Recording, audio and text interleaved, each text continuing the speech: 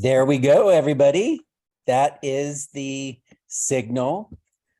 My name is Brandon, and I am the MC for the evening. Katie Mangan will be doing all the tech, all the spotlighting and so forth. Welcome to the March edition. I can't believe it's March already. And I believe that, well, I can quickly go over some of the protocol. We have stories that are told, not read, without notes, 5 to 7 minutes generally, but we will have some that are longer from time to time. For example, I'm starting with one that is a little bit longer, left over from last swap. So it's kind of, I'm taking 2 swaps, adding 5 minutes together to get 10. And then we have some at the end that are told by people who've asked for special permission. So 5 to 7 minutes without notes.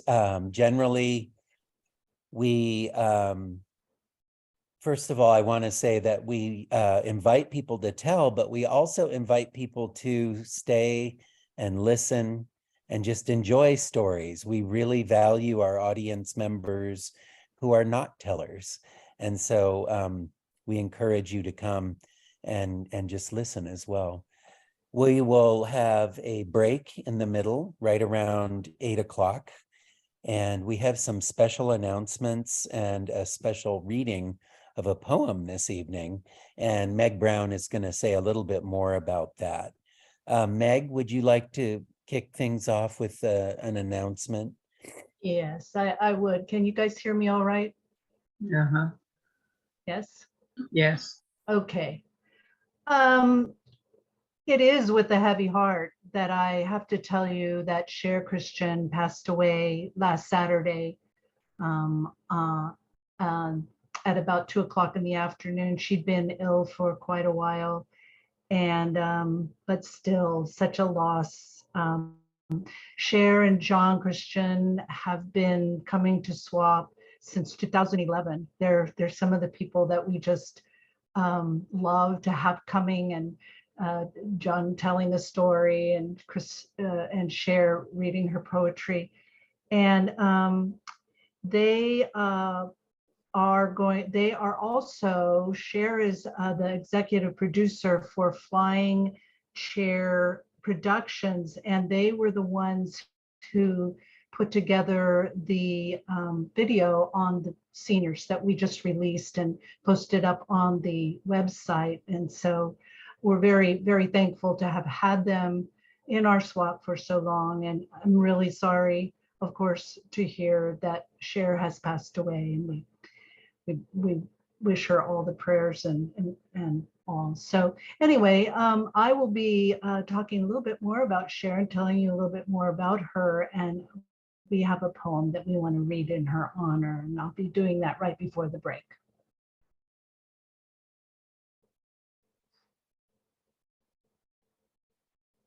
Thank you very much, Meg. That is very sad news. Gosh, I can remember so vividly when she came in person, of course, to our swaps, but also the Zoom square with she and John comfortably lounging, taking in the stories. We'll miss her very much. So Katie, am I the first teller? Is that right? Okay, so I'm going to begin the evening of stories, and I am very thankful to have the extra time. This is an 11-minute story. So my son went to elementary school in a Spanish immersion program. This meant that all of his classes and all of his homework were in Spanish. The upshot of that is he is now fluent in both English and Spanish. The downside was that I could never help him with his homework, and I felt a little bit inadequate as a father. One night, however, he came home with 3 note cards, and he announced that he had homework and he could do it in English. He was to give a speech on anything he wanted in English. I was ecstatic. I could finally help him. I'm a high school humanities teacher. At the time, I was a new teacher and I'd been assigned to take over the speech and debate team, something I had taken to with unbridled enthusiasm.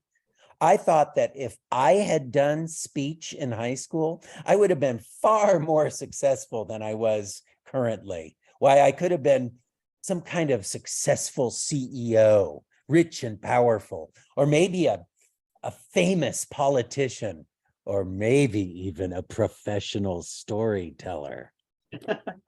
Well, I took him through the process I used with my high school students. We had to find what he was passionate about. My students gave persuasive speeches on topics like the environment, or advocacy speeches about criminal justice system reform. And so I turned to Byron, a first grader, and I asked, "What are you passionate about?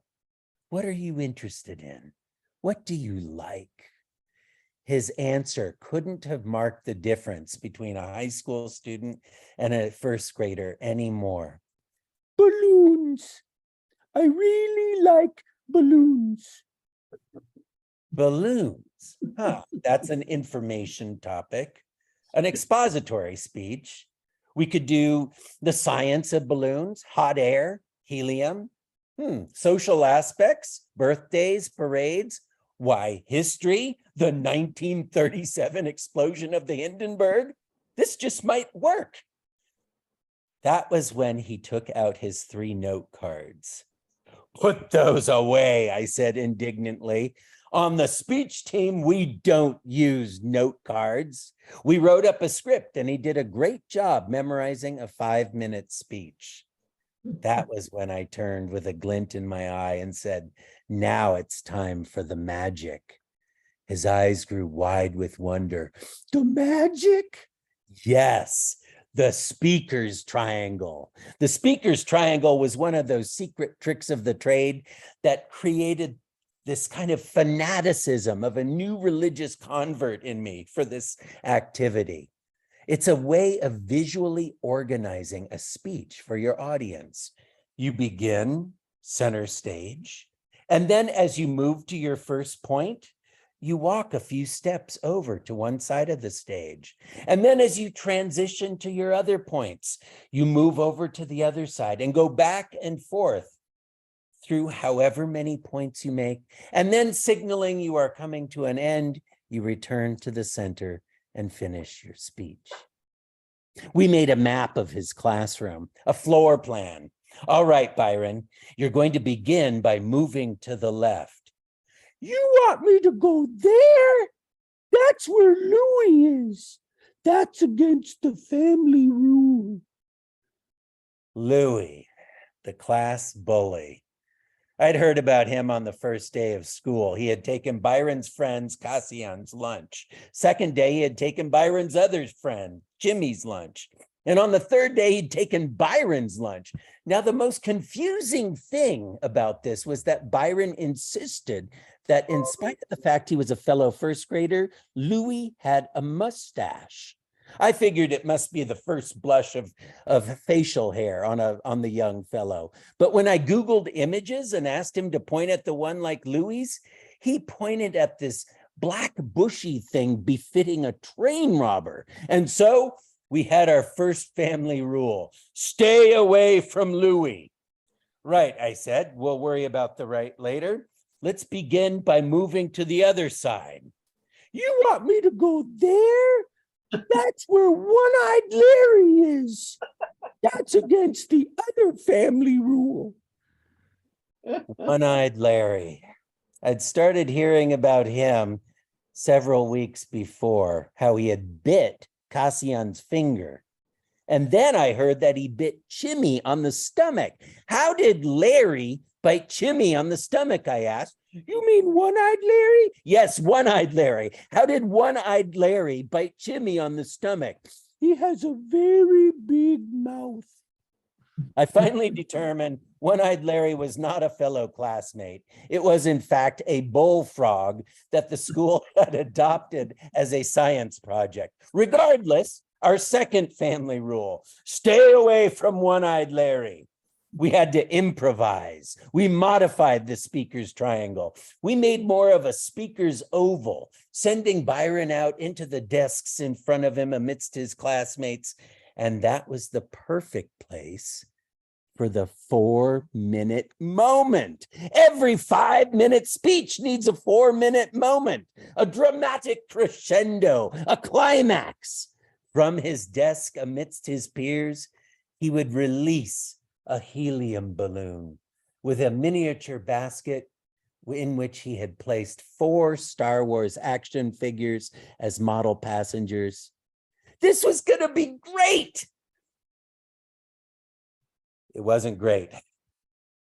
From the sounds of things, it was kind of a disaster. Somehow the frog got out and attacked Louis during Byron's speech. Byron kept insisting, One-Eyed Larry kept biting Louis's mustache. Well, this required a phone call to the teacher. She was glad I called. Your son's balloon, she said, somehow triggered the frog. She peppered our discussion with all kinds of trivia and facts about bullfrogs, never one to miss a teachable moment. Male bullfrogs are quite territorial. And did I know a bullfrog can jump more than 30 feet? Well, you'll just have to imagine with me Byron triumphantly releasing his helium balloon from his desk amidst his peers, the balloon going up over the heads of his classmates.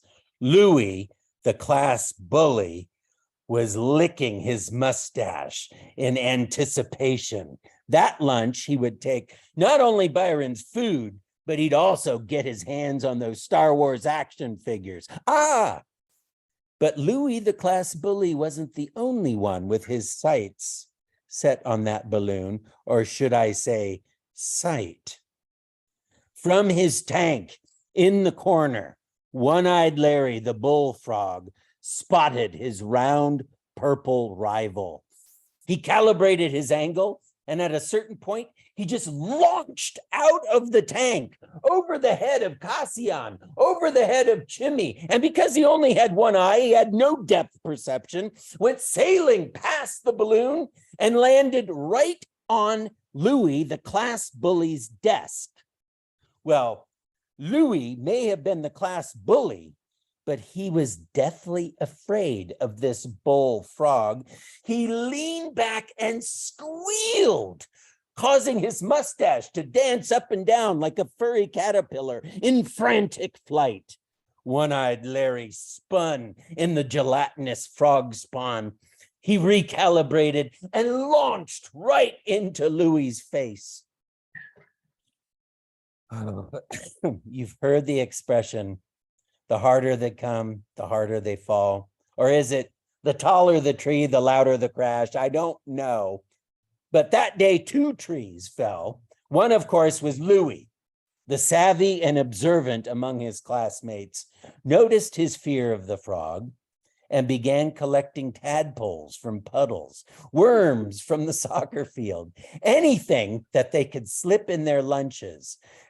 Louis, the class bully, may have still had a mustache, but he wasn't so much of a bully if you had some kind of creepy, crawly talisman in your lunch sack. Well, then there was me. I shouldn't have been surprised Byron got a B on his speech, but it wasn't because of the fiasco with the frog. To my dismay, he got points taken away for not using the note cards he was assigned. In addition to that, the teacher found his moving about the class to be quite distracting. And so the speaker's triangle would just have to wait for high school. And you know what? Maybe that's the only place it belongs. If a speech is truly good, we all know it has a clear beginning, middle, and end. And if a story's good, you don't need a speaker's triangle to know exactly when it has come to a close. Oh, Brandon, that is just classic. It's wonderful. Thank you. I'm trying to It's one of your, it is one of your classic stories. It's going to become an all-time favorite for us all. I don't know about that. Yes, yes, Yeah. thank you. And it's so beautifully told. And we can all see One-Eyed Larry. And what was I never knew whether when Byron would say one-eyed Larry, he would do this. I never knew whether that was the eye the frog still had or the missing eye. I wasn't ever sure. He would curl his hand up into a little nozzle and stick it. I don't know.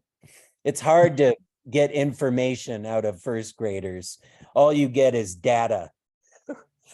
Mustaches, biting people. You don't know what's going on. All right. So I know we have a list and we've got lots of people to get to. We're muted. I believe after me, we have Bev. Is that correct? So let's welcome to our virtual stage, Bev in New York. Hi, good evening. The name of my story is I Won't Get Off This Plane. I won't get off this plane. I won't get off this plane. I won't get off this plane. And the whole plane started shouting, we won't get off this plane. We won't get off this plane. What had I started? I had just spent a week in the Caribbean as a teacher that had over a week off from Christmas to New Year's. And we had planned on staying New Year's Day and taking the flight out of the Caribbean islands to New York City. So we were going to spend all day on the beach relaxing. But on New Year's Eve, we got a little note saying all 400 of our passengers from our trip report to the downstairs lobby because you unfortunately are going to leave for New York City at 7:30 that morning, being taken to the airport and sent to New York early. Well, what could we do? Well, we went into the hangar, no air condition, one bathroom, one water fountain, and there we sat. No place to have breakfast, no food. Well, there was 400 of us, and we started talking amongst ourselves. And an hour went by, and another hour went by, and another hour went by, and it was starting to get hot and muggy, and there was no planes coming in, going out at the airport. Now, there was not even a person that worked there. We were just put in to this hangar. About 2 o'clock, all of a sudden, a plane came in and people got off, the captain and some stewardesses, and they went into the van and off they went. And there stood the plane. Well, why are they leaving? We need them to get us to New York. We're all talking and grumbling like, does anybody know what's happening? So finally, a little guy comes and he goes, can I have everyone's attention? Well, the crew had to go off to the hotel because they were up in the air too long before coming. And we're waiting for another crew and they're going to be here real soon. We're sorry that you've been waiting so long, but we're going to load you on the plane. And as soon as that crew gets here, we're taking off. So we all schlepped our stuff, packages, and they put it onto the train and we all got on the plane. And there we sat. 4 o'clock, 5 o'clock, 6 o'clock. Finally, a crew comes in a van and gets on it. Oh, we're sorry, we're late, but we're going to go get you right to home as soon as we can now. And we had been sitting in an on-air conditioned plane. The electricity had been off. And I'll tell you, at that point, I had a migraine. I was hungry. I was thirsty and I was tired. And I was saying, this is not nice treating all of us like this. Somebody is really screwed up here. And then I heard the 2 stewardesses that were in that area right in front of where I sat in the front seat, making drinks and snacks and stuff for people. And they said, those poor people, we're not going to New York. This plane is scheduled to go to Jamaica.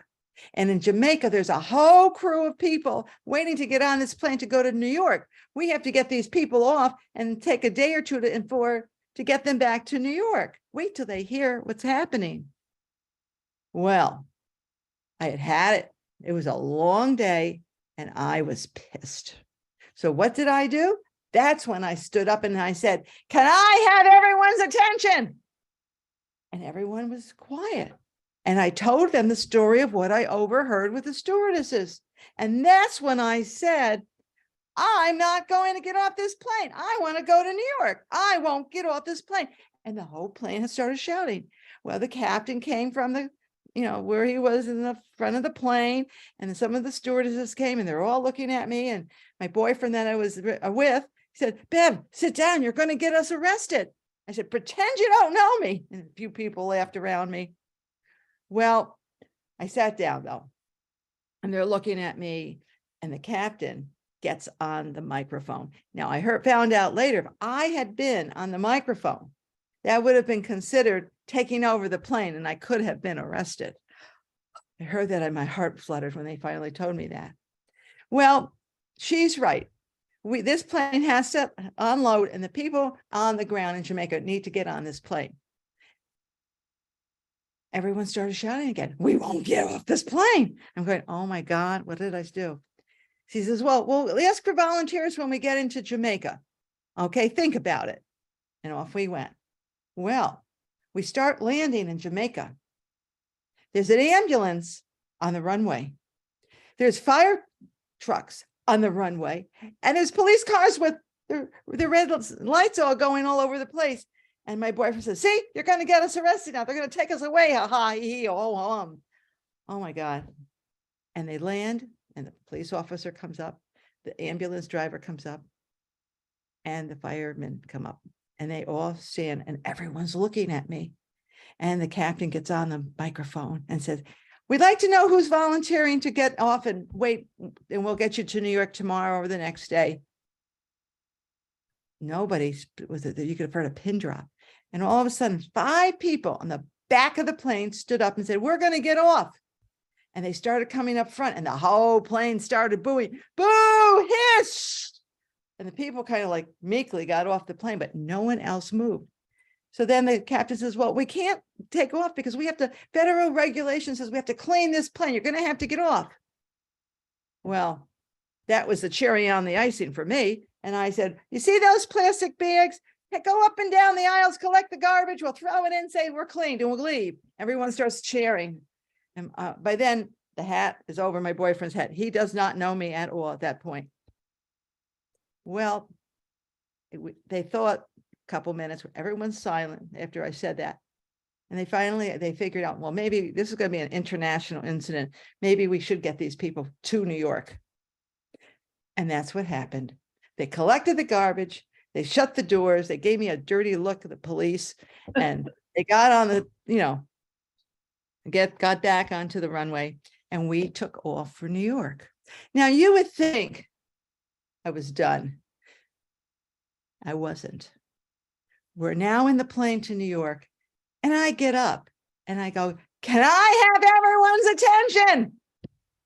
And the plane is quiet again. So this is what it feels like to be a leader. And I said, listen, I live in upstate New York, 3 hours north from New York City, where I'm going to be driving home tonight. In 2 days, the New York State Attorney Generals will be back to work after New Year's. I will write a letter. And if you put your name, address, phone number, and then give me stamp money or stamps, I'm going to write a complaint letter. And I'm going to see if I can get our money back. Everyone applauded because there was no email at that time. This was in the mid-70s.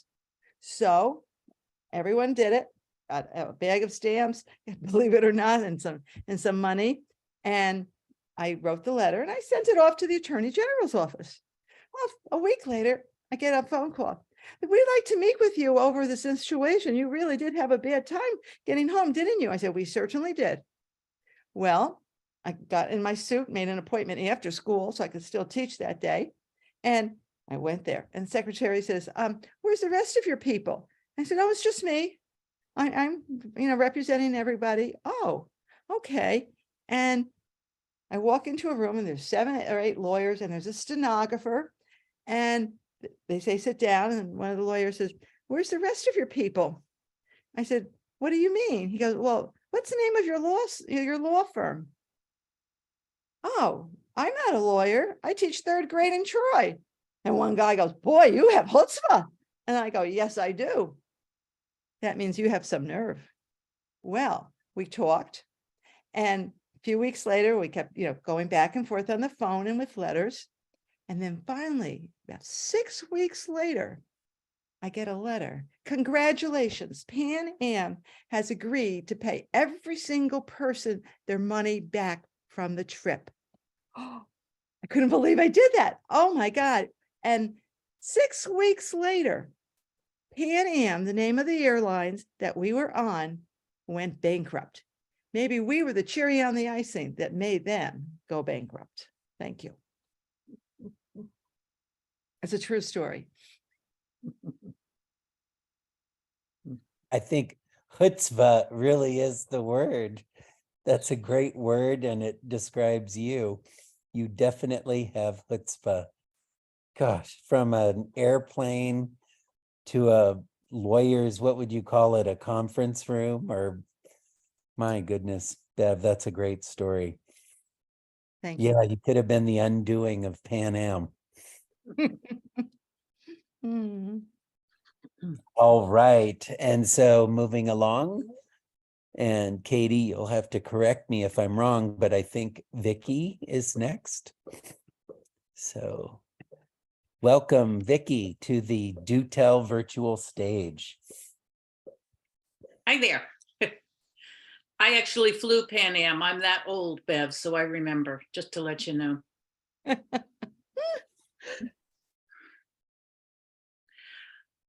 Linnea's class project, her first college botany class, asked her to come up with the names of 25 plants within a 500-foot radius of her house. Well, how to do this? A spreadsheet, of course. So there would be the photo of the plant, and then there would be columns following after that with the common vernacular name for it and the old English name and the Latin name, all the way to the indigenous people's names. There'd be probably 6, 7 columns. And in that way, you see, she could nail down the identity of every plant the way you stick a pin through a butterfly and poke it into a board. Totally contained. So the first morning she went out with an enormous basket, and in the basket was a clipboard, baggies, clippers for clipping her samples, her phone so she could take photos, and her pen so she could write on her clipboard. And she was just reaching for a little bee balm when she saw something out of the corner of her eye. It was shimmering, and she looked, and it was a little tiny witch in teal and gold, hair like crazy corkscrews and eyes like diamonds. She said, "Oh," Linnea said, are you a witch?" "What else do you think I am?" Oh my goodness," said the witch. "That's Fumblebooze you've got there. Fumblebooze. Do the leaves, you'll smell it. That's Fumblebooze." Said Linnea. Oh, I've got one more category. Fairy talk. Instant A across the whole semester. Yes. Fumble. Little witch. Oh, she was gone. The next morning, Linnea came out with her big basket, and there she was stalking some monkshood, just about to get a hold of it, when over there something sparkled. There it was. It was the little witch, but this time in a different outfit. Salmon and saffron, elegant colors glittering like a Christmas ornament. "Hello there. That's Slipperfooge. That's Slipperfooge you've got there, Slipperfooge. It's poisonous. Don't eat that. Slipperfooge. Wait, said Linda. So just wait. Can you wait? I need you to help me." And she felt around for the clipboard.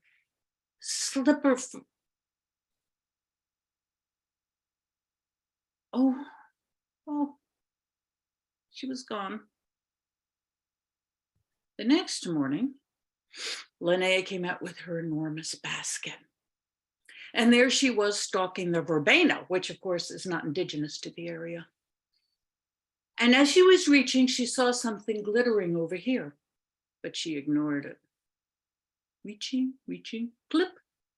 Oh yes, into her little baggie it went.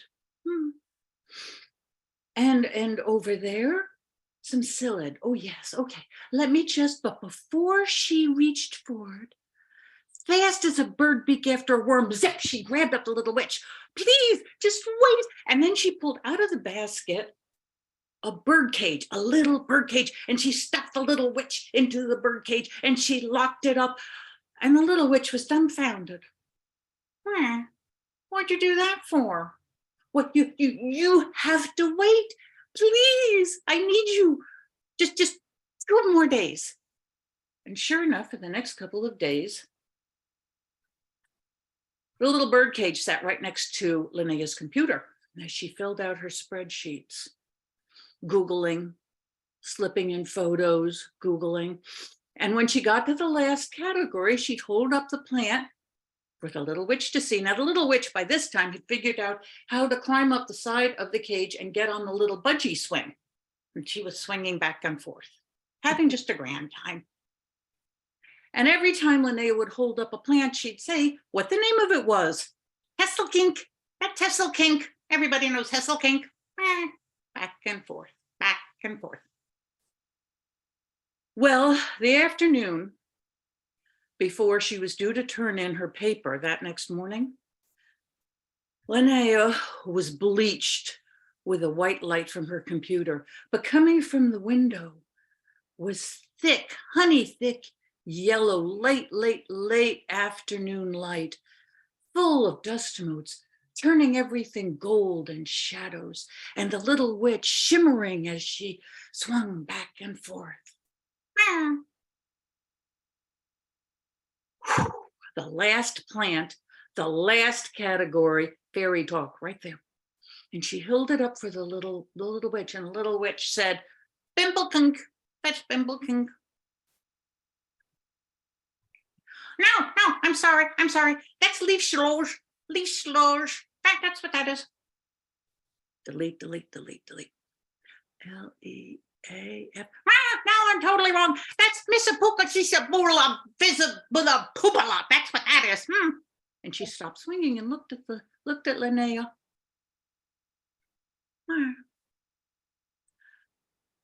Linnea took a deep breath and leaned back, looked into her computer, and she said, what does that even mean?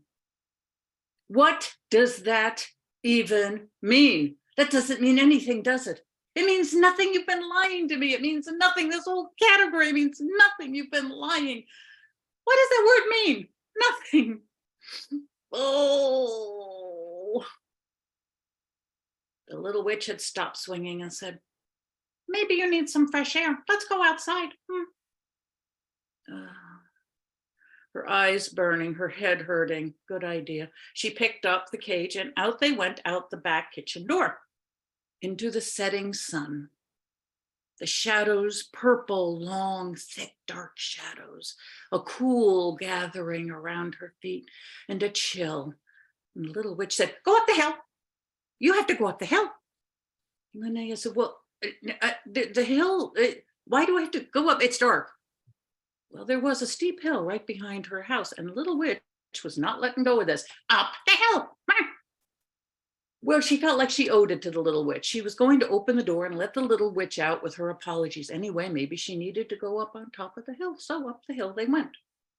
When they got up to the top of the hill, across the valley was another dark, deep slate hillside, and there was the sun setting.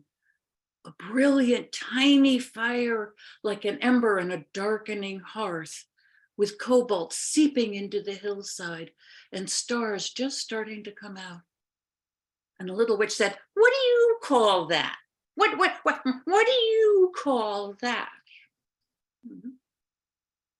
Linnea held up the cage and looked and said, well, that's the sunset. It's a sunset. And the little witch looked at her and said, and what does that word even mean? What does that word mean? What does it mean? Huh? What does it mean? What do you think it means? What does it mean to you?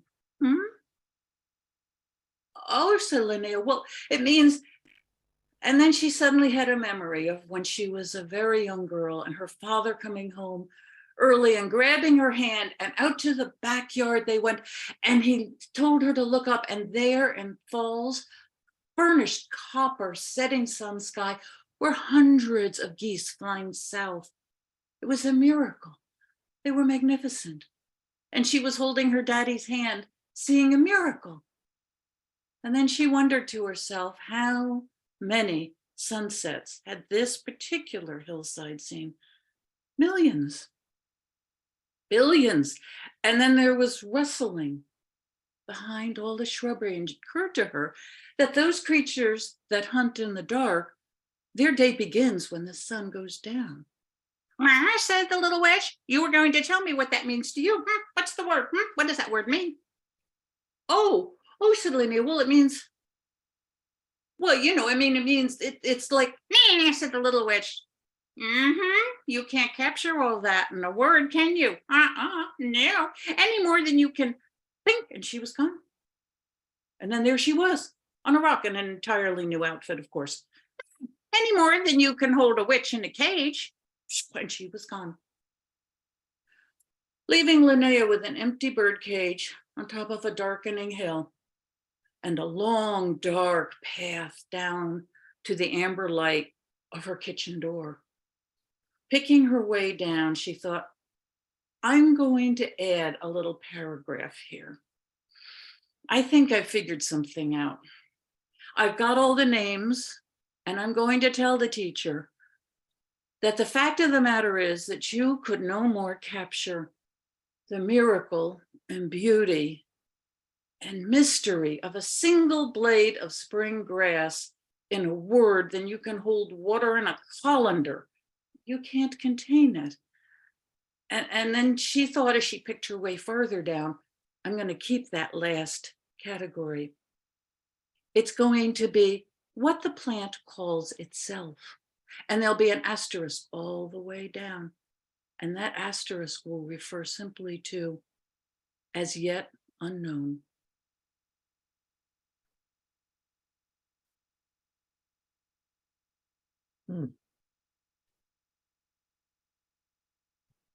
Wow, Vicky, there were so many beautiful descriptions of the sky, even at the beginning of the story. And then it took over and became kind of a main focus of the story too. I can't believe I was writing down the names of these plants thinking I wrote bumblebee. I'm going to have to look that up. And then I wrote leaf saloge and then Viscilla pupilla or whatever. I wrote that and I was like, okay, that's not a real plant. Beautiful. And the inversion of the witch being in the cage and the tyranny of a spreadsheet instead of Hansel or, Gretel or whatever. Anyway, I loved that. That was just terrific. Braiding Sweetgrass. Have you read that book? That was the inspiration. Oh, it's I feel it. Yeah. The ending had that magic. I strongly encourage anyone who has not read Braiding Sweetgrass to find it. And Vicky, can you remember the name of the author? A Native American, but also a PhD in botany. Yes, you can just Google it. And the point of the book is that you cannot capture. Yeah. It's really beautiful, but you captured it in your story. Thank you. Thank you. Wonderful. And so I know that Diamond doesn't want to be recorded, so I'm going to pause the recording. Katie, is that correct? Is Diamond next on our roster? Yeah, I think that's, how we had it. You have Sharon too. Yes, we'll slip Sharon in. Okay, we'll have Diamond next. Yeah. Very good. So and then it might take us close to the break, so we'll see. So maybe after Diamond, then we could have Meg read the poem before, Yeah. and or then- make her announcements before the break, and then we'll break, and then we'll have everyone else after that. Yeah, wonderful. Okay, great. That Thank you. sounds like a plan. So I'm going to pause the recording. So let's welcome to the virtual stage for the Do Tell Swap, Meg Brown. Thank you. Thanks, Brandon. Well, today I just want us to remember Cher Christian and honor her and all of the beauty that she brought into the world. I have to say that one of my most vivid memories of her is when she would come into the swap, she would always have a flower in her hair. And I was always so charmed by that, knew what a special person she was to wear a flower in her hair every time. And so it is a great loss to us. And we just want to remember her today. She was a poet. She came to poetry kind of late, apparently. It just kind of happened for her. And yet, if you ever have a chance to read her poetry, and I'm going to read one later on, you would know that she was very talented. She had insights that she built into those poems that really had the same wisdom, I think, that we might have thought of Dr. Seuss having. Also a very wise person. I got some information from a YouTube video, which you can also look up, on a channel called A Mighty Good Time. And she was interviewed by the host of that program. And some of the things that the host asked her was, well, what was the purpose of her life? What did she think was the purpose of her life? And she said, it's something that comes from the soul or the heart that urges us to share our gifts. That was what she saw as her purpose in life, was to share her gifts, and she did. The host also asked, well, what at the end of your life is the most important thing? And she said the most important thing was to share those gifts that she was putting out there into the world.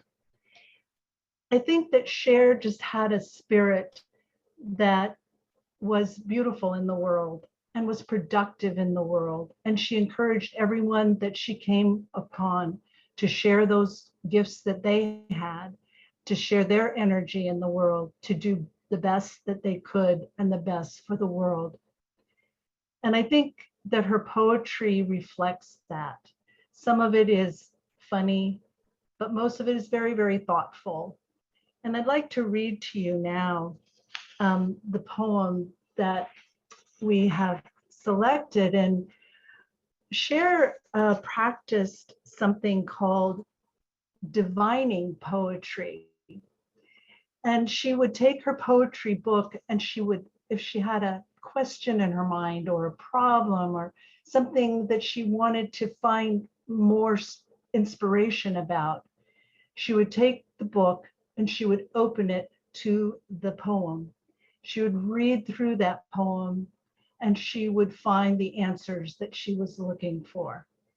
And so this morning, when Katie was looking for a way to express what we feel about Cher and who Cher really was, she opened Cher's book, which is called, Star-Kissed Shadows.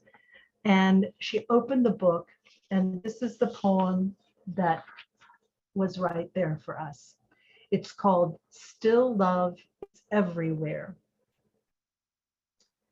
Dear ones, you need not long for love as if it were water on a desert of sand. You need not be parched from lack of love's sweet moisture, for there is an infinite well within you from which you can drink to your heart's content. Love is the movement of your breath, the aroma of honeysuckle on night breezes, the kiss of sunshine on your cheek, your own caress of self-compassion. Yes, humans can berate each other in ignorance of love's sweet design that fills their nights and days. Others may not see the miracle of you because they haven't seen their own.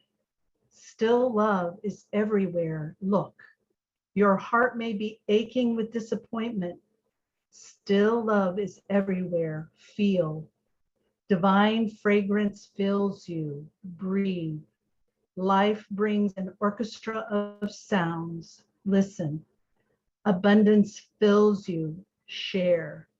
When you're happy or when you're sad, smile and remember, still love is everywhere.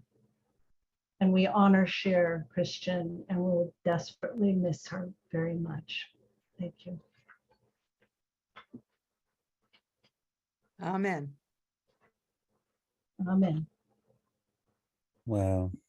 Thank you so much, Meg. That was so beautiful. What an amazing coincidence that her name is a homonym for Cher. It's just poetic justice, isn't it? That's nice. Beautiful person. Oh, yeah.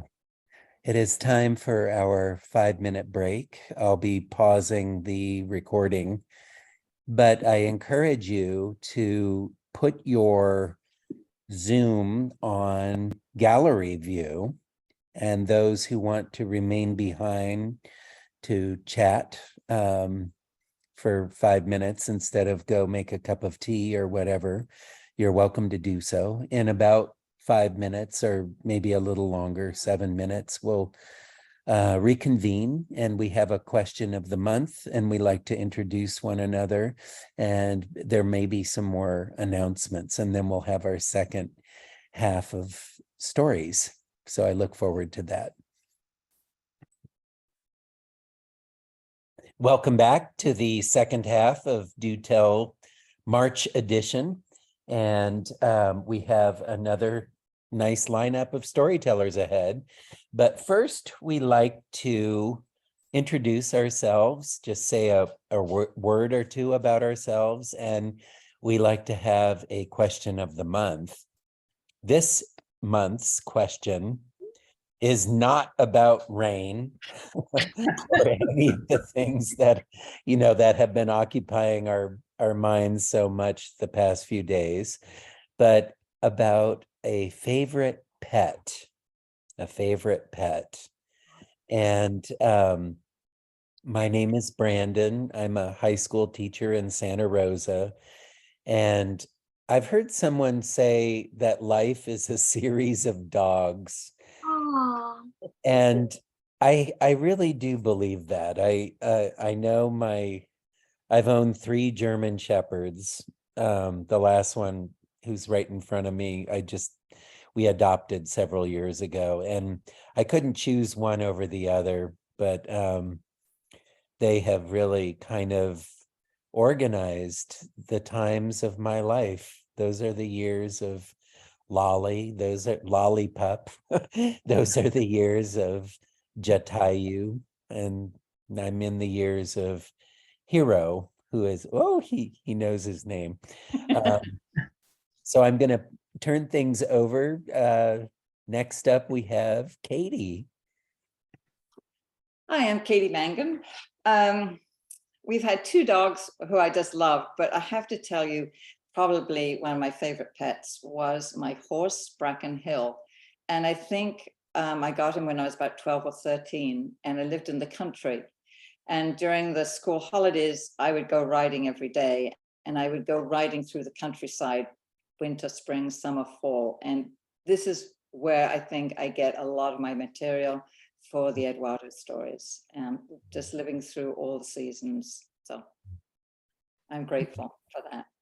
Thank you. Thank you, Katie.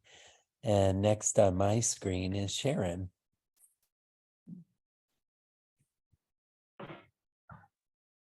I'd have to think a lot, but I really liked this one cat that I had.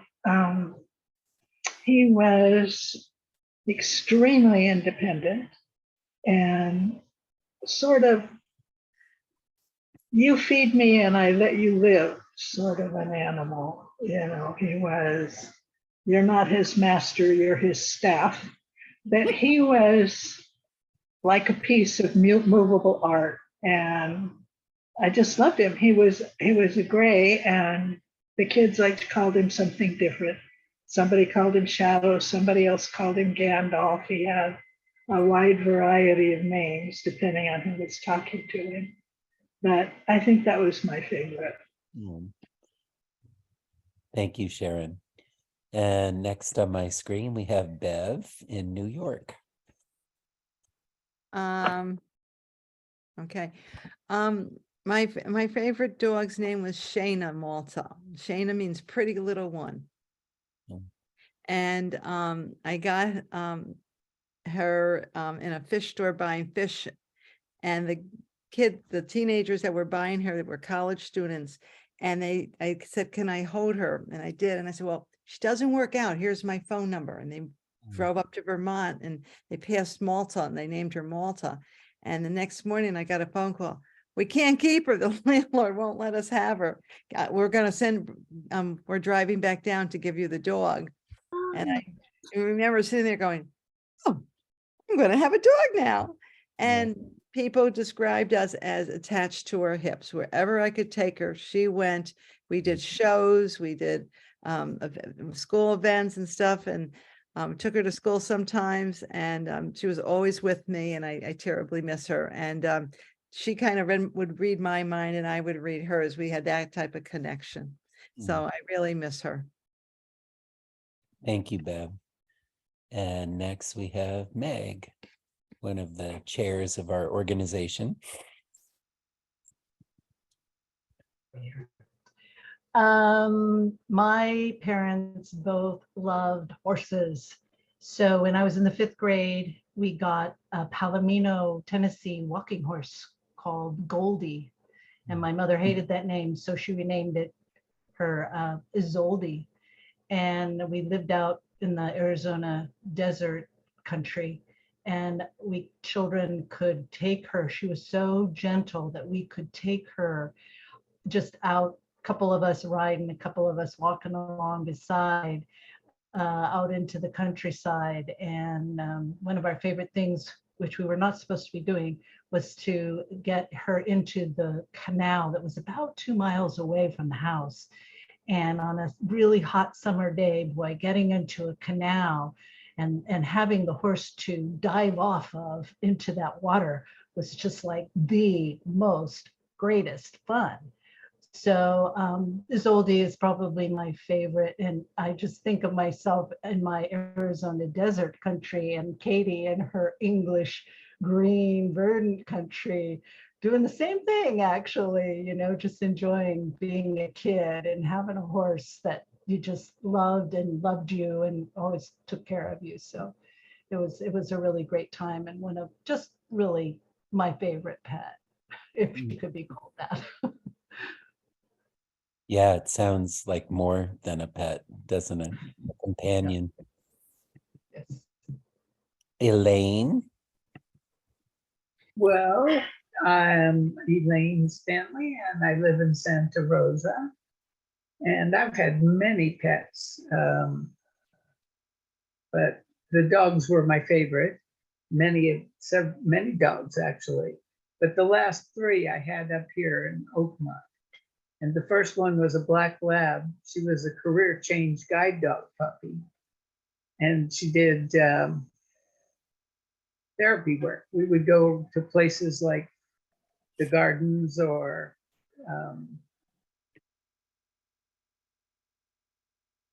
retirement places. And she would just go to people and let them pet her. And her best trick was a silent bark. I would tell her, shh, you have to be quiet. People are sleeping here. So do a silent bark. Shh, bark. And she'd go. Oh. After her, I had a 11-year-old Yorkie that a neighbor gave me because she had 2 Yorkies, and I guess she didn't want to put up with the little female dog that she gave me.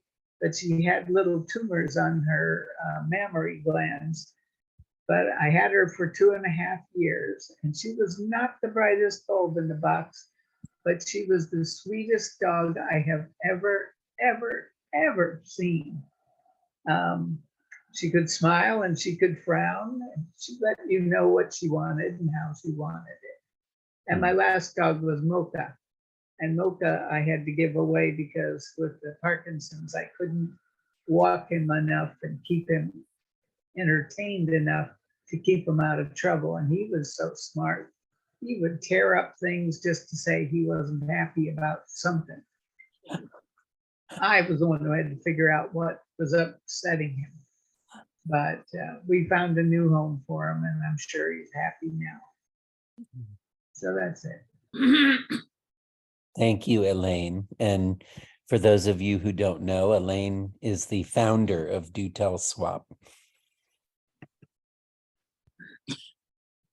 And next up, we have Genevieve. Hands down, Chipper, he's here. His predecessor was a cat, was not a tiger tabby that was almost the same colors as Chipper is, and had a very, very similar disposition. Very sweet, very polite, very uncat-like. And perhaps Chipper is a reincarnation. But Don, I had asked Don often, if you want a guide dog, sometime let me know. And he'd say, no, it's going to be too much work for you because I can't manage all the work that it takes now. And then one day he said, do you think we can get a dog after all? It was 2 years before he died. I said, of course. And we found him on Pet Finder. He's a little Sheltie shorty. And he came up to me after I had told him yes, a few hours later before we even went to see him, the dog. And he said, I have a confession. What? You know how I asked you permission if we could have a dog? I said, yeah, of course. I've told you all along we could have a dog. I was just waiting for you to say, well, yeah, but I'd already chosen a name for him. Yeah. And so Chipper also has visited hospitals, and there's my Good Boy Chipper story, the link to Good Boy Chipper, which will tell you about our adventures at the hospital. And Genevieve, you've told a story in our swap about Chipper too. It's that one. That It's was, So that's you've what I heard thought. it. Okay, You've heard it. terrific. It's beautiful. I don't mean to be repetitive, but sometimes some new people come on. Yeah. And next we have Vicky. You know, I had so many animals in my life, and I just couldn't pick one because I love the one I'm with, you know, and now we have a dog and a cat and on and on. But my strangest pet, I moved to San Francisco in the early 70s, and I lived in Chinatown, and they used to sell live animals in Chinatown, like live chickens and things. And I felt sorry for them. Well, I couldn't take a chicken back to my apartment, but they had eels. And so I got an eel. Okay, eels are ugly. And he was about this big. And I thought, well, the poor little thing, I'm going to save his life. So I took him home and I put him in a bowl, and there he was. But it got to where he was too big for the bowl. So I got a bigger bowl, and on and on. Well, I didn't realize that they keep growing as the environment gets bigger. So by the time he lived in my bathtub, he was a huge sucker and ugly. And so whenever I wanted to take a shower, I had to take him out and put him into this aquarium, and he would be so pissed, and he'd push against the walls and water would splatter. And I would just wait, let me take my shower. And then of course he'd go back in the bathtub.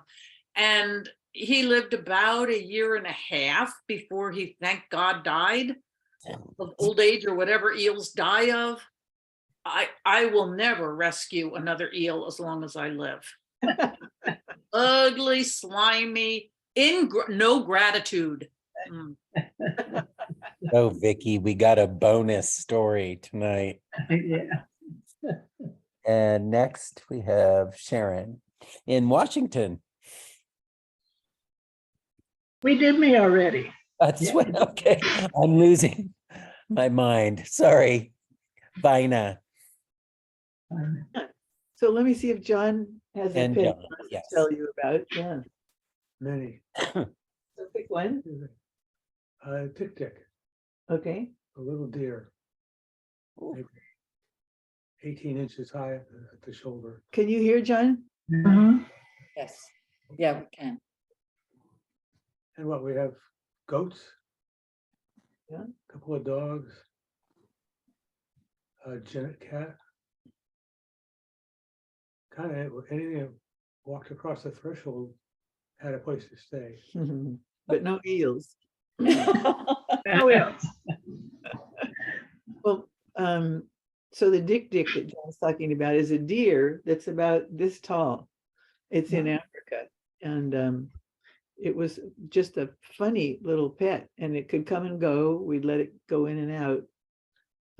But my favorite pet was a genet, which is, I think I've told you guys a story about the genet, which showed up on our back porch after rain. We lived next to a creek, and so we assumed that his family had drowned and that this kitten of a genet was who survived. And he was about this long, mostly tail, striped tail and spotted body, the most beautiful animal I have ever seen.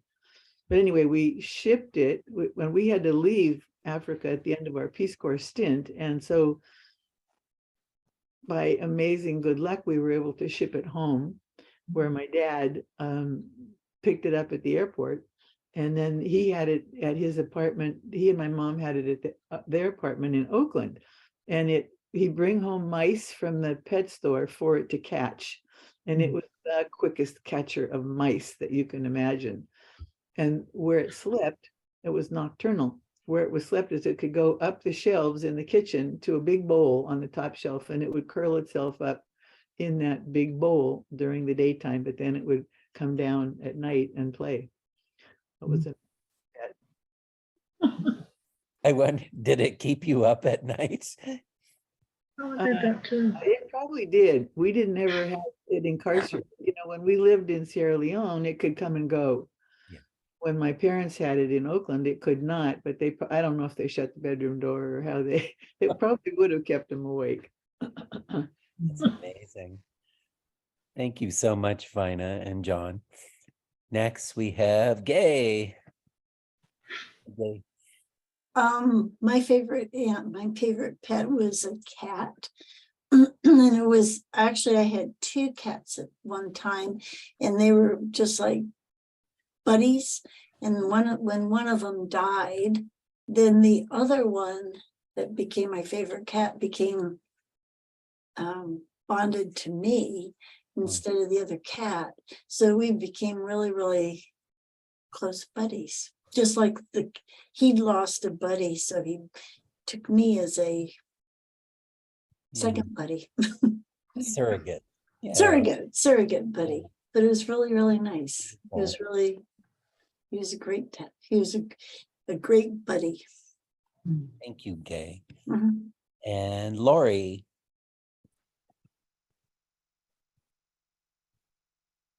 Hi there.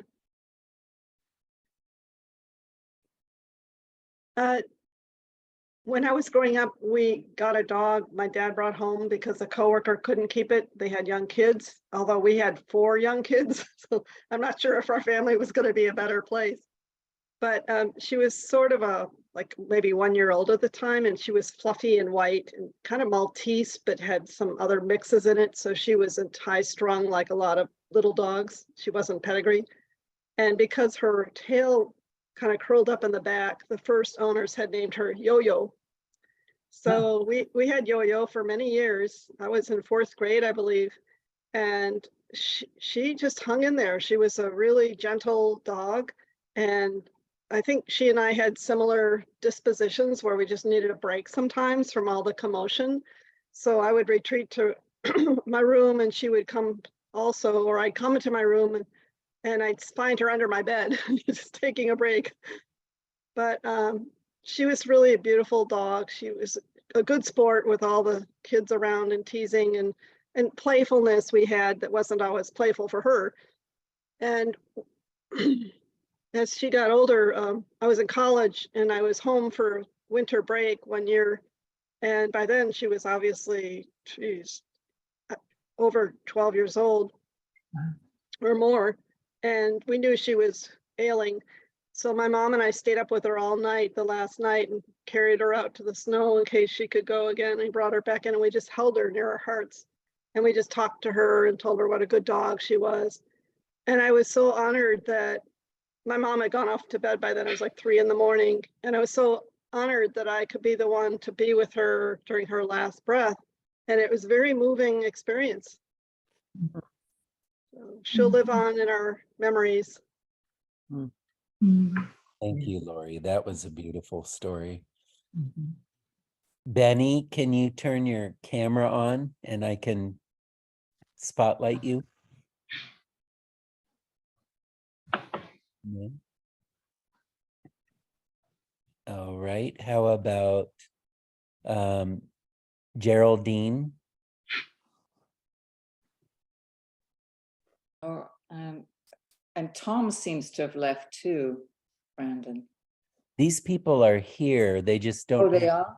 Okay. I think Diamond is this one too. Diamond, would you like to tell us about a pet? Oh, there we go. Can you pause the recording? Sure. So we have resumed recording and we are, Meg, did you want to make any I think I've hit everybody, is that right? And Benny put a note in the chat. He's just listening.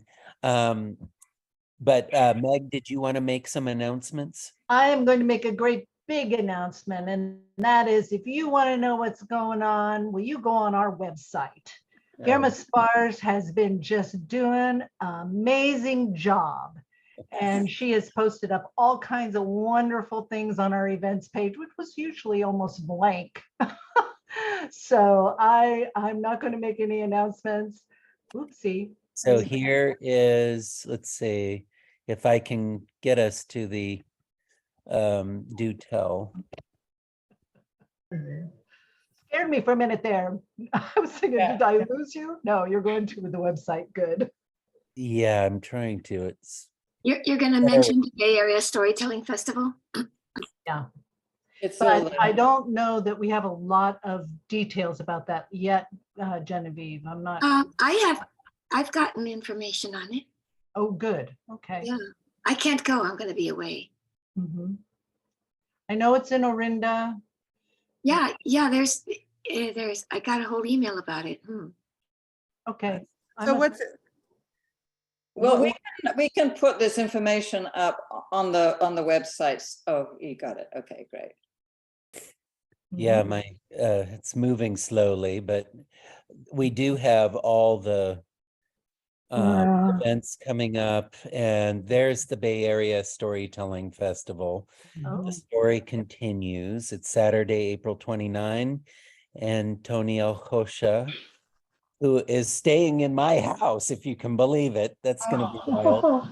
But Kirk Waller, Tim Araneta, and Ingrid is coming down from Alaska. That's really neat. And of course, there's a lot going on here. And Bev, the recordings are on this website as well. You would just go to the homepage and the monthly recording is there as well. If I press home and it'll go there? Yes. And and what do I type to get it? Do tell stories? Yeah. In the email that I send out, Bev, which you should be getting with the link and all, the one that I sent out, I think on Thursday, the long one has a link to our website. So you can pick it up there, but it's dotellstoryswap.org. Wait a minute, do tell story. It's in swap. the email, Bev. What email? The email that you get to tell you about the Do Tell Story Swap. It came out at the end of last week. Oh, I don't know if I have it anymore. Do tell story swamp. I take what I need and I put it in my calendar and then I delete it, the rest. Well, it's really easy. Dotellstoryswap.org. Okay, fine. I just wrote that down.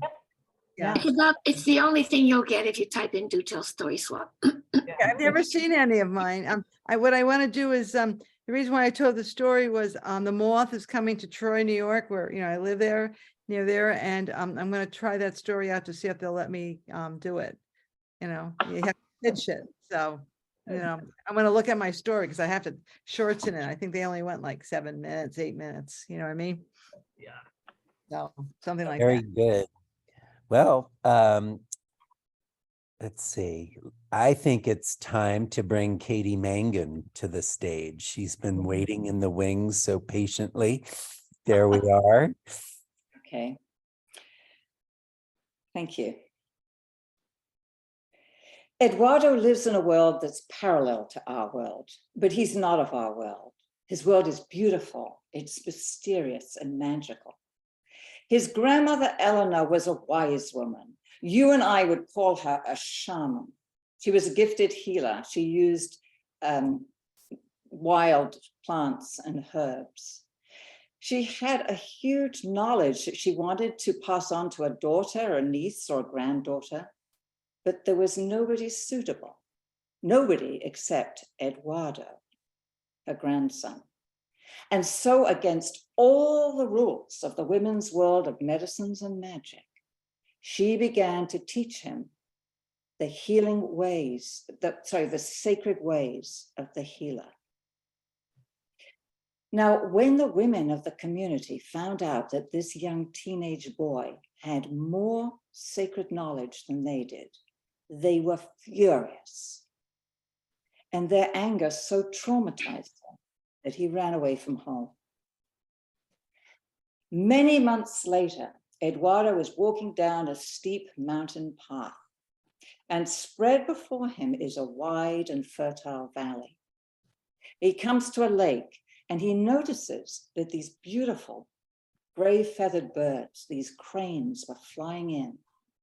And he was mesmerized by them, how they stretched their wings, how they jumped up and down, how they danced. And he began to join in this dance. And he just lost himself in the dance until he noticed the sun was setting. And he realized he was hungry, he had nothing to eat, he had no place to sleep that night. But in the gathering dusk, he saw a light about a mile away. And so he began to walk towards it, and he hoped it was a house. Sarah, the farmer's wife, was looking out of her kitchen window, and she saw him approaching. And so she called out to him, "Are you hungry, lad? Come in, have dinner with Sven, my husband, and I." And so the three of them sat around the kitchen table. Oh, they enjoyed a hearty stew. They had fresh bread and cheese, and they peppered him with questions. "Where you from, lad? Where you going, lad?" He didn't answer their questions. He told them about the afternoon of dancing with the cranes. They were amazed, and they both said, "Crane boy," because there was a local legend or a myth that a boy or a young man would appear seemingly out of nowhere, and he would come and dance with the cranes and bring healing and prosperity back to the valley. Sven sighed and looked at his wife and said, "Oh, Sarah, I suppose you're going to tell your mother about this. She's going to tell every woman in the valley, and they will want to come, and she will invite them all to come to the farm for a ceremony. It's going to be a lot of work." Well, Eduardo saw his opportunity and insisted they allow him to stay, and he could help them with the work. And so the next morning, Sven and Eduardo went to the barn where the cows had spent the winter, and they began to clean out all the old straw, and they whitewashed the walls, and they painted the beams and the doors, and finally it was ready for the women in the ceremony. Before Sarah's mother and her sister Rita arrived, Sven took Eduardo aside and said to him, Now, lad, Sarah's mother can be a real dragon, but give her the respect she deserves. Call her grandmother. So Eduardo watched the three women work on creating the ceremony. How they chose the chants, how they sang the sacred songs, how they told the stories that needed to be retold and remembered. And one day they were singing a song and they stopped after the first three verses, and he asked them, why did you stop? And they said they didn't know anymore. And so he told them of the remaining 6 stories. And Eduardo and the grandmother really bonded, and they walked down to the lake every afternoon and they watched the cranes and they danced. Well, finally, it was the day when the women would arrive for the ceremony. And the grandmother made an announcement. Oh, crane boy, that's what she called Eduardo. You've been so helpful, getting the band together, helping us with the sacred songs and the dance of the cranes. You must join us tonight in the barn with the ceremony with the women.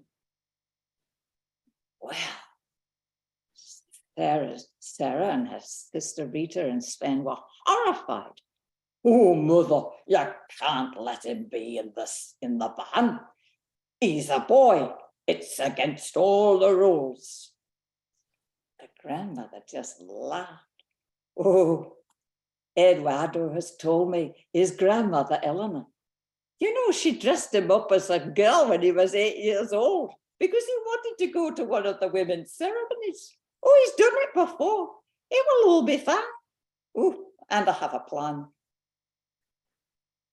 So that evening before the ceremony began, Eduardo and Sven were in the farmhouse. And Sven was helping him put one of Sarah's old dresses over his own clothes. And then Eduardo wound a long scarf around his head.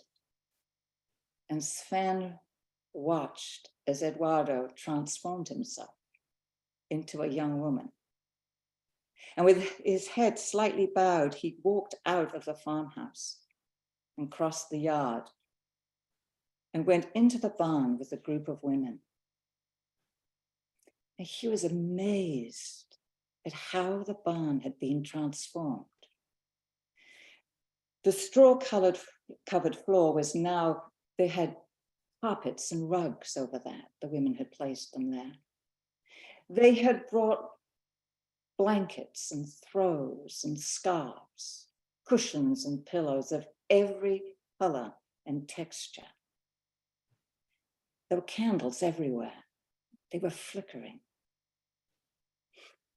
You could smell the sweetness of the beeswax and the perfume of the women.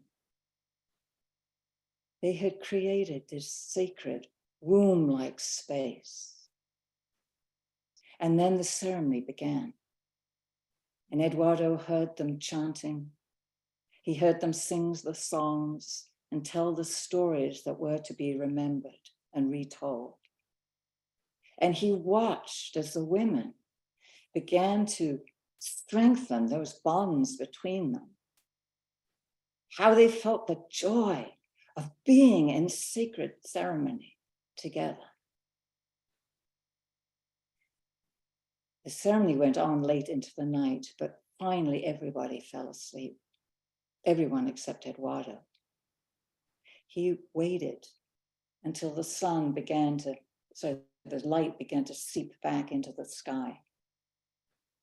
And then crept silently amongst the sleeping bodies, out of the barn and into the new day. He walked down to the lake and he began to dance. And he watched and he waited as the cranes began to wake up and begin dancing with him. Just before sunrise, the grandmother woke the women and told them it was time to go to the lake and to dance the sacred dance with the cranes. Well, they were very excited and they wondered if they'd get a glimpse of Crane Boy. Eduardo became aware of the women's arrival and he was sad because it meant that it was time for him to leave.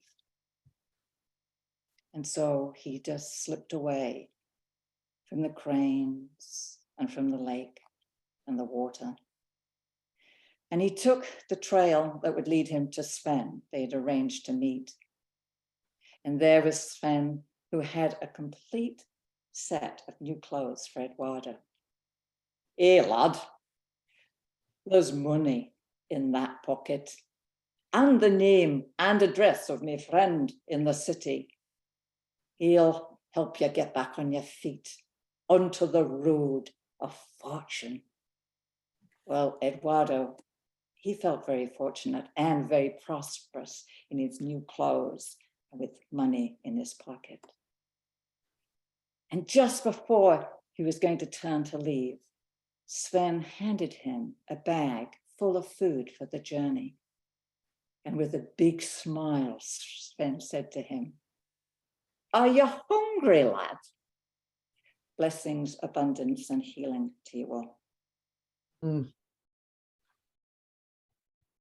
Wow. There's something so magical about that end too. Gosh, are you hungry? Are you hungry? I love that. I love that. You've taken us into our dream world. You always have that power, Katie. Thank you. Thank you very much. So I think we have time for Sharon. Is that correct, Katie? Yes, Sharon is next. Well, I don't want to bump anybody. Are we going to have time for everyone? Because we could do mine. We'll have time. No, let's do you, and then let's do you. I think. Were you gonna do me or not? Well, will we? Do we have time for you both? How long is yours, Genevieve 7 minutes. and Sharon? And I think I've got mine down to 7 too. Well, let's quickly go and do it. Let's do it. Let's do it. Go on, Sharon, and then Genevieve. Sharon, excuse me, Sharon's coming out very blurry on my screen. I know, I'm blurry on my screen too, and I don't know what to do about that. Well, Yeah. let's just go with the stories, and it will all sort itself out. Okay. Dragons roll. Come on, Sharon. All right, this is another sample of the tales from around the world that Catherine Fairley collected for all of us, and that will be available. This twilight time of day is the storyteller's time, when stories come up like ghosts. And this story comes from 10 centuries ago, when a Japanese warlord, the daimyo, governed a large province in a fertile valley. The daimyo had 3 sons and a daughter, but he had no time to enjoy those children because the work of governance took all of his days. So he hired the best teachers he could find for their education.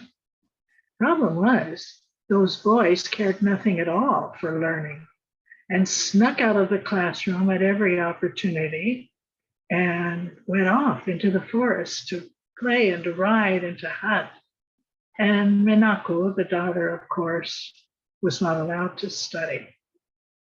Well, one day, Minako was on her way to the shrine with a pile of camellias that she planned to put there, and she had piled them so high that she couldn't see over, and she tripped and stumbled on a monk that was meditating in the courtyard. And as they cleaned up the flowers, he said, "I meditate here much of the time because I'm not needed for instruction." And Minako said, "My brothers are so foolish to waste this opportunity. I would give anything to be a student." And the monk said, "Oh, Minako, it's very difficult. You must have a deep passion and desire to learn. You must have discipline to keep going when things are difficult. You must have determination and perseverance, for the journey is a long one. And she said, I have those things. So the monk said, then I think you would be an ideal student. The very next day, she got into her youngest brother's clothing and went directly to the school. She had all the qualities she had said she did. She was a determined and disciplined student with a passion for learning. And soon everyone in the compound knew of her amazing feats. Everyone, that is, except her father. And at this point, her father was obsessed with one thing. He wanted to find and stop a bandit named the Rice Fox. No one had ever seen the face of the Rice Fox. He always wore one of those samurai masks covered with lacquer. But he had once been a samurai, a nobleman, but when his leader was defeated, he refused to bow to the victor. And so he turned to a life of thievery. But he didn't steal from farmers like a common robber. He stole only from the giant granaries of the daimyo. And the daimyo lost sleep thinking of ways to find him and stop him. He waited for his boys to be old enough to take over responsibilities of governance so that he could spend all of his time chasing down robber. And when that day happened, he called his family to him. And he said, my boys, you are old enough now to take on the responsibilities of men. Show me all that you have learned. Well, that didn't take very long. Those boys quickly revealed that none of them knew how to read or calculate or even defend themselves. Ah, said the daimyo, unfortunate day. You are utterly worthless. My whole province will be destroyed when I die, for there is no one fit to govern. Bring me those teachers, I will have their heads for what they have done here. Well, when Minako heard that, she ran, threw herself at her father's feet. And she said, do not punish the teachers for your son's laziness. These teachers have worked long and well. I see no evidence of that. Well, Minako picked up a slate and a brush, and with beautiful characters and elegant language, she wrote a letter from the daimyo to the emperor that was perfect in composition. And then she picked up a treaty that the daimyo had signed with a neighboring daimyo and read it without error. She went to the granary and took her abacus and figured out the pounds of rice and what percentage they would need for taxes and what it all would cost. And her father said, oh, Minako, you have saved me. You may work as daimyo while I am gone on my quest. But when I come back, we're going to marry you to an ally. Although I hate to lose you. And she said, don't lose me. I could still be, why must I? Oh, and her brain tumbled. She was so upset. And off she walked. That night, as she paced the compound, she was so concentrating on her trouble that she almost didn't hear the assailant behind her. But she quickly turned just in time to stop him, grabbed him by the wrist and flung him to the ground. And a voice from the darkness said, ah, Minako, you are as adept as I have been told. Who are you? She said. They call me the Rice Fox, he said, and I am hiding here in the one place your father will never look for me, in his own compound. And now that I have you, your ransom will feed my men for many days. And Minako said, oh, I beg you, do not set your men on me like dogs on a bone. Let me fight them one at a time. Oh, you're a brave girl. but I have 8 men. Do you really think that you could fight 8 men in succession? I will try. And he said, I like your spirit. I will fight you myself. And if you win, you will be free. And if you lose, you will be my captain. And so they went at it, and the fight went back and forth. He was stronger, she was faster. He was older, but she was younger and more nimble. And it went one way and the other, and one way and the other, until at last they stood panting and facing each other. And she said, well, have I won my freedom? Because you have certainly won yours. I was never your captive.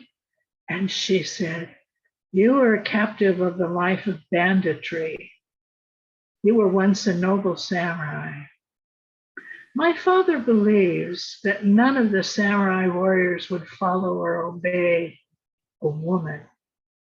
But if I walked into his court with the rice fox, all of them would be in awe of me, and I would serve this daimyo. You could make me the daimyo, and I can make you a samurai. I can return you to your proper station with the land and income that you should have. He thought for a moment, and then he fell on one knee and said, my lady.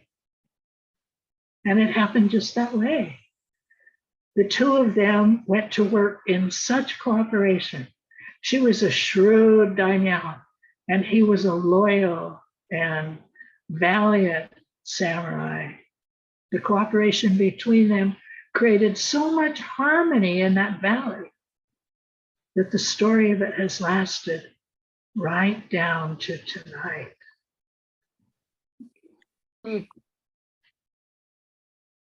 Wow. That went in so many interesting directions. And I love that blaming the teacher is not just a new thing. Like the teacher. I thought that was kind of a recent phenomenon, but no, I guess it's been around a while. Anyway, oh, Sharon, thank you for that. That was really wonderful. Okay. And I might add that there's a featured story of Catherine Fairley on our website. And Sharon is doing a lot to make that happen and build up an archive that we hope to host on our platform, which will be a resource to many storytellers. And so let's get right to Genevieve. Invictus. The wise man, oops, sorry. Need a little bit of water, hold on. The wise man, said Nelson Mandela, is not the one who has no fears, but the one who triumphs over them. Beloved listeners, for many years I've had the privilege of offering spiritual support to my fellow human beings in some of their most hopeless moments. In the depths of such despair, I have often found that the most profound lessons in living come from those who are facing their dying. In the fell clutch of circumstance, in the fierce grip of COVID, hospital chaplains like me, no longer able to visit patients in person, did our utmost to try to offer comfort by telephone. Because of one particular experience that was extraordinary during that time, I have come to find that the poem Invictus has been life-transforming. When I said in the fell clutch of circumstance, that phrase was not mine. It comes from a poem written in the 19th century by William Ernest Henley called Invictus, in Greek, which means unconquered. I seldom got to see the same patient or to talk to the same patient during the pandemic more than once, but there was a period when I was able to speak to the same person, not once or twice, but 5 times in the 29 days that he was in the hospital with COVID, fighting for his life. His primary language was Spanish. The first time I saw him, or rather I spoke to him, he was having such trouble breathing that he could barely utter a word. Not wanting to text him, I said a brief invocation that the light, the love, the power of grace might lift him up, support, and comfort him. The second time I looked at my roster, he was still there.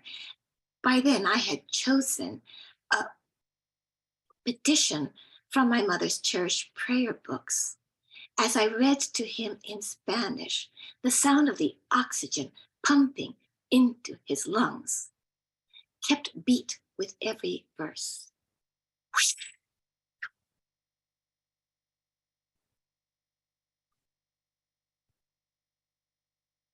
The third time I looked at my list and he was still there.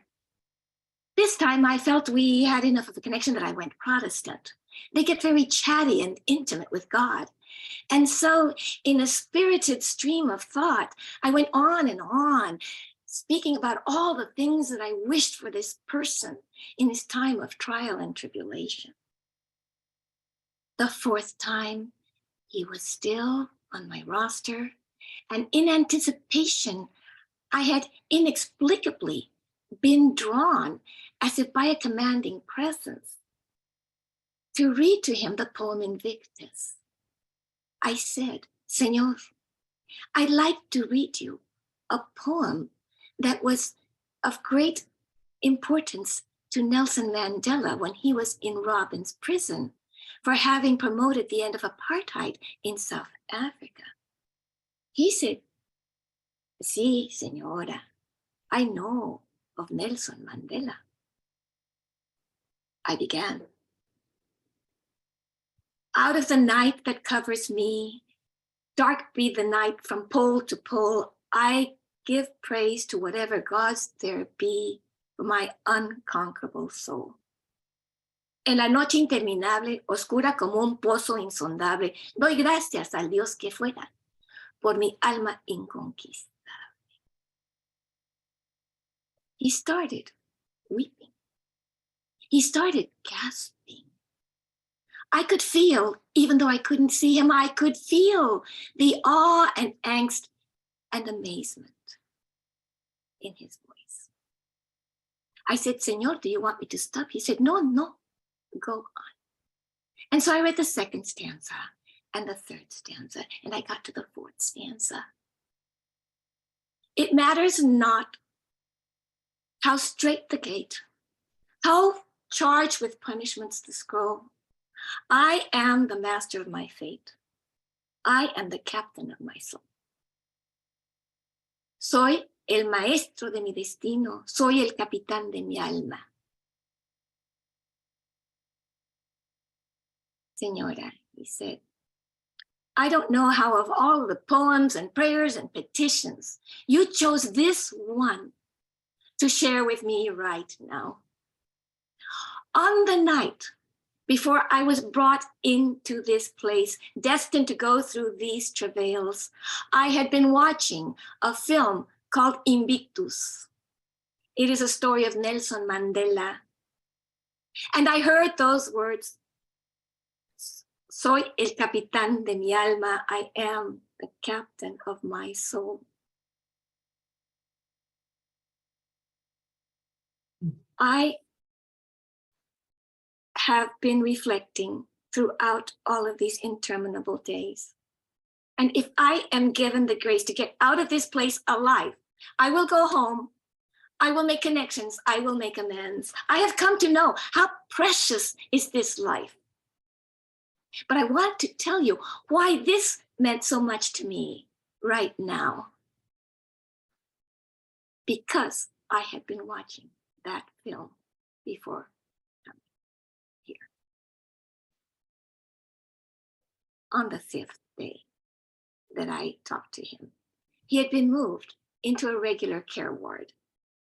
He told me again how much it had meant to me that we had shared the words that had been written by William Ernest Henley 100 years ago, that century later inspired Nelson Mandela in his work of liberation, and that decades later would support this man as he struggled and worked to have one more breath and one more breath and one more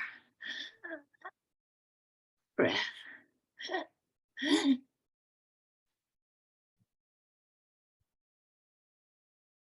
He said, Señora, I don't know how to thank you. And I am infinitely grateful to my God. I have been told that I will be discharged today. In the deepest sense of the word, he had become invictus, unconquered.